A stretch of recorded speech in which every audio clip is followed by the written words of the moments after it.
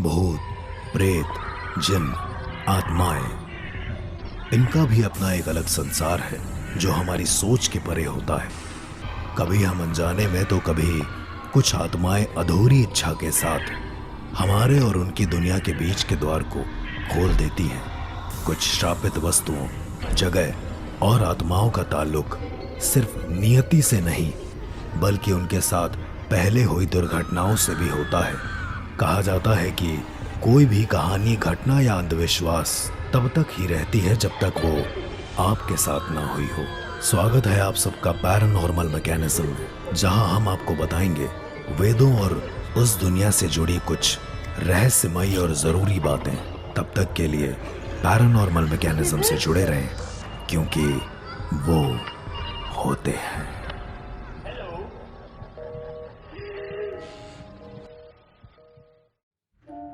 हाय दोस्तों, मेरा नाम है अर्श।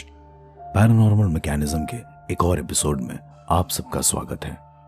कहा जाता है कि कभी कभी हमारी कल्पनाएं इतनी ज्यादा बढ़ जाती हैं कि हम सच और झूठ में फर्क नहीं कर पाते हैं। हमें जो सच लगता है वो झूठ होता है और जो झूठ लगता है वो सच होता है। हमारी आज की सच्ची घटना भी कल्पनाओं में फंसे भंवर के ऊपर आधारित है। ये कहानी है एक छोटे से शहर में रहने वाले इंसान ध्रुव की। ध्रुव कभी भी किसी भी चीज को मानता नहीं था। दरअसल वो अंधविश्वासों में तो बिल्कुल यकीन नहीं करता था, और अगर उसके सामने किसी भी तरीके की भूत प्रेतों की बात की जाए तो वो कभी नहीं मानता था। कई बार उसके दोस्त कहते थे कि 3 बजे का समय बहुत ही डरावना समय होता है। उस वक्त कोई भी इंसान रात को उठकर कहीं भी नहीं जाता। वो इन सब अंधविश्वासों को बिल्कुल नहीं मानता था। वो कहता था कि जो भी है वो सिर्फ साइंस है, उसके अलावा कुछ नहीं है। बचपन से ही उसको साइंस, एस्ट्रोफिजिक्स और साइकोलॉजी में इंटरेस्ट था, और अब जाकर वो साइकोलॉजी में मास्टर्स कर रहा था।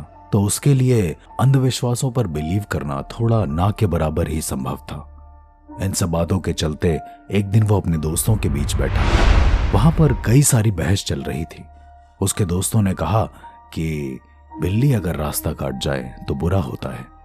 उसने भी उन सब की बात को काटते हुए कहा कि बिल्ली की खाल में कैथोड होता है, जिसकी वजह से हमारे ब्रेन्स के इलेक्ट्रॉन एंड प्रोटॉन डिसबैलेंस हो जाते हैं, और इसी वजह से इंसान के साथ उल्टा होता है या बुरा होता है। यूं कह लें कि उसके पास हर एक बात का जवाब था, और वो किसी को भी अपने आगे जीतने नहीं देता था। एक दिन उसने सोचा कि वो अपना काम खत्म करके जल्दी सो जाएगा, लेकिन आज उसे नींद आ ही नहीं रही थी। करीबन 2:30 बजे के आसपास ध्रुव को नींद आई। वो अपने बेड पर गया और आंख बंद करके लेट गया। थोड़ी देर हुए ही थे कि ध्रुव को ऐसा लगा कि उसके फ्रिज को किसी ने खोला है और वहां से पानी पीने की आवाज आ रही है। लेकिन ध्रुव तो घर में अकेला था। वो इन सब बातों को मानता नहीं था, इसलिए उसने झांक कर देखा तो फ्रिज बंद था। एक बार फिर से उसकी बातें सही साबित हो गई। वो फिर से सो गया। थोड़ी देर के बाद उसे फिर से किसी के पानी पीने की आवाज सुनाई दी। दरअसल वो और उसके दोस्तों ने एक बार बात करी थी कि जब हम सो रहे होते हैं रात को, तो कोई भी आत्मा आकर हमारे शरीर के जरिए पानी पीती है। ये बात उसके जहन में चल रही थी, लेकिन वो तो अंधविश्वासों पर यकीन ही नहीं करने वाला था। थोड़ी देर और लेटने पर उसको ऐसा लगा कि किसी ने उसके सर पर हाथ फेरा है। वो इधर उधर देखता है, लेकिन वहां पर कोई भी नहीं होता। अपने हर एक बात को नजरअंदाज करते हुए जब वो पूरी तरीके से सोने की कोशिश करता है, उसको ऐसा लगता है कि कोई उसका अंगूठा जोर से दबाकर भागा हो। वो उठकर अपने अंगूठे की ओर चेक करता है तो अंगूठा पूरी तरीके से लाल हो गया होता है। वो ये सब करते हुए घड़ी की तरफ देखता है तो घड़ी में 3 बज चुके होते हैं। उसके अंदर थोड़ा सा तो डर आ गया होता है कि शायद कोई चोर होगा अंदर। वो घर में ऊपर से नीचे तक देखता है, लेकिन कहीं पर कोई भी नहीं होता। थोड़ी देर बाद वो सोचता है कि चलो वो उठकर पानी पी ले।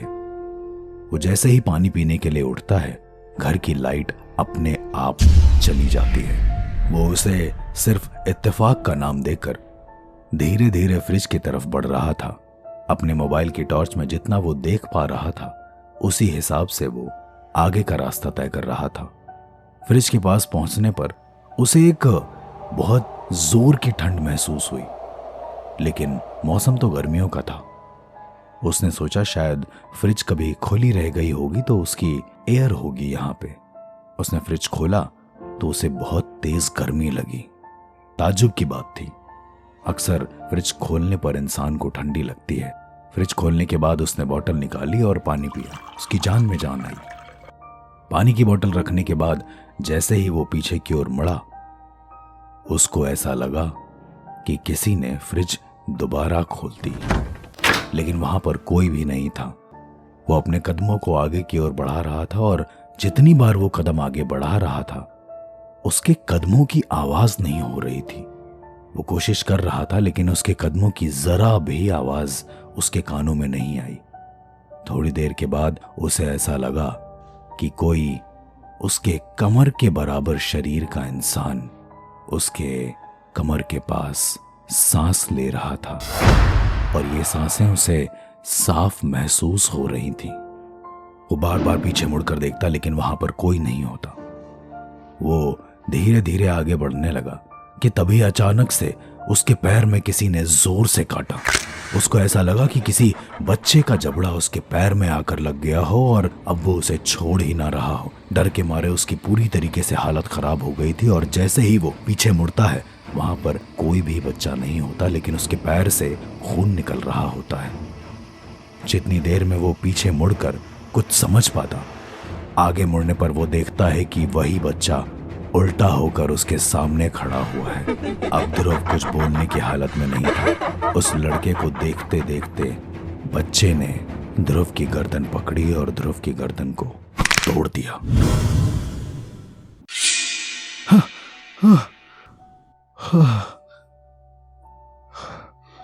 सपना देख रहा था क्या मैं? ये यार, इन लोगों की बातें सुनते सुनते ना मेरा शायद मैं सच में पागल हो जाऊंगा। अभी इन लोगों का टाइम कितना हो रहा है यार? बाप रे, 7 बज चुके हैं। दरअसल ध्रुव एक सपना देख रहा था। यह सब कुछ भी सच्चाई नहीं थी और एक बार फिर से उसकी की गई पढ़ाई काम आ गई। उसने इन सब बातों को फिर से अनदेखा किया और अपने फोन को उठाया ताकि वो कुछ खाने के लिए ऑर्डर कर सके। उसने ऑर्डर प्लेस भी कर दिया लेकिन करीबन 2 घंटे हो गए, उसके पास कोई भी ऑर्डर नहीं आया। बार बार वो फोन करता तो बार बार नंबर नॉट रीचेबल बताता। उसने सोचा पास में ही उसका घर है, क्यों ना अपने घर में वो फोन करके अपने मम्मी से वो बोल दे। उसने अपने माँ को फोन किया लेकिन उन्होंने भी फोन पिक नहीं किया। उसके साथ ये बड़ा अजीब हो रहा था। वो झुंझला कर कहता है, यार आज कोई फोन क्यों नहीं उठा रहा यार? मैं पता नहीं यार, मेरे को अमित को फोन करता हूँ, शायद ये फोन मिला दे। 1 सेकेंड। हाँ, उठा ले यार Amit. The number you are trying to call is currently not reachable. ये क्या नंबर नॉट रीचेबल? पर ऐसा हो क्यों रहा है यार? खैर थोड़ी देर और सो जाता हूँ, शायद आ जाएं सब लोग। सभी का इंतजार करते करते वो एक नींद और कर लेता है। इस बार उसकी नींद घर के डोरबेल से खुलती है। वो उठता है और सीधा जाता है दरवाजे पर। फाइनली यार कोई तो आया। सुबह से मैं परेशान हूं यार, कोई आ ही नहीं रहा है। अरे मम्मी पापा, मैं आपको सुबह से फोन मिला रहा हूं। मम्मी आप तो फोन ही नहीं उठाते हो, और पापा आप? Mummy papa? वो चेहरे पर खुशी लेकर अपने माँ और पिता से बात करता है लेकिन उन दोनों के चेहरे पर एक अलग ही गम छाया हुआ होता है।